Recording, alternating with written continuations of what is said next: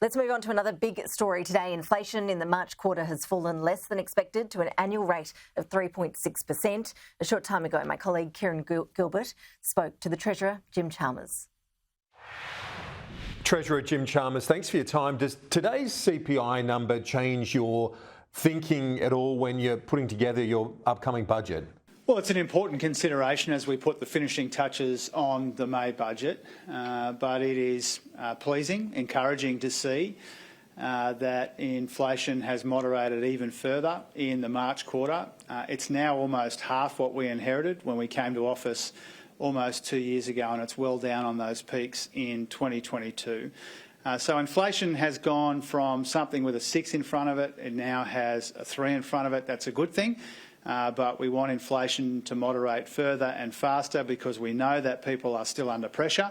That's why the budget will maintain a big focus on the fight against inflation and also easing cost of living pressures rather than adding to them. We're seeing some commentary from economists and others that this has come in higher than what many had expected and potentially could lead to the RBA, rather than cutting rates, hiking rates. What do you make of that commentary? Well, obviously, consistent with every other conversation we've had about this, Kieran, I'm not going to make predictions or preempt decisions taken independently by the Reserve Bank Board. But I think there is an important bit of perspective that we can offer here.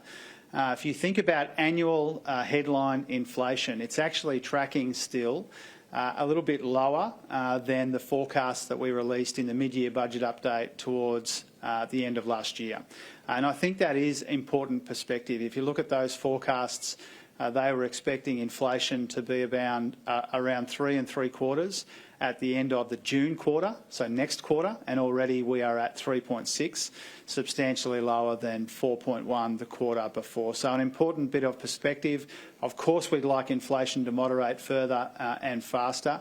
Of course, we understand that people are still under the pump, but we are making welcome and encouraging progress, and we see that again in the numbers today. Now, you've said obviously you'll take this CPI in as part of your various decision making, but will it make you think much harder about any cost of living relief potentially fueling inflation, that this budget is not in any way expansionary? Well, our budget will be designed to take the pressure off cost of living rather than add to it.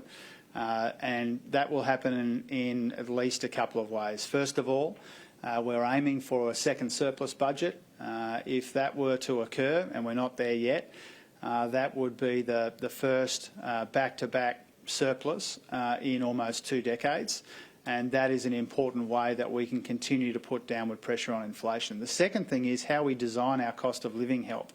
And what the ABS has said today in the inflation data is that our policies have taken something like 0.5% off inflation to the March quarter.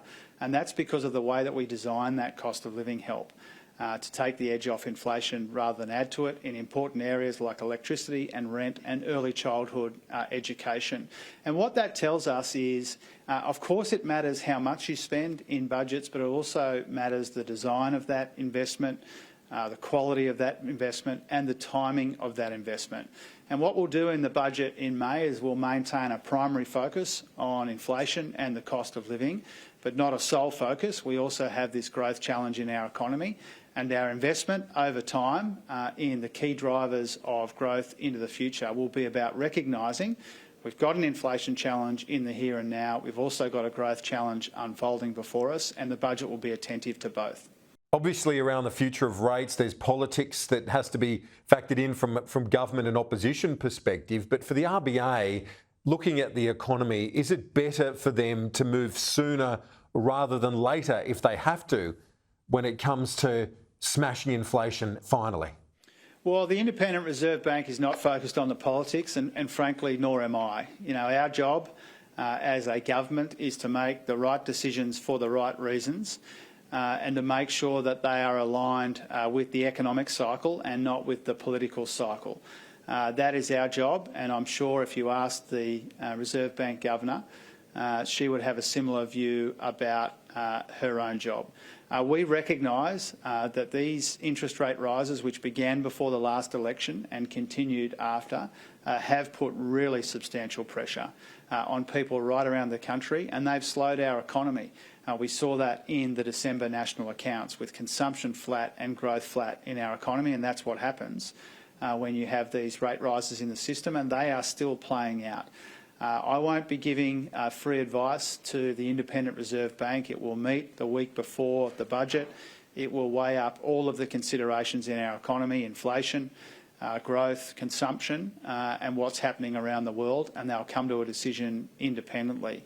When it comes to what's happening in the world, Kieran, it's also important to remember that headline annual inflation actually ticked up in the US and Canada in the course of the last week or two. It's coming down in Australia. We want it to come down further and faster, but what's happening in Australia has bucked the recent trend that we've seen in North America. Treasurer Jim Chalmers, thanks for your time. Appreciate it. Thanks very much, Kieran.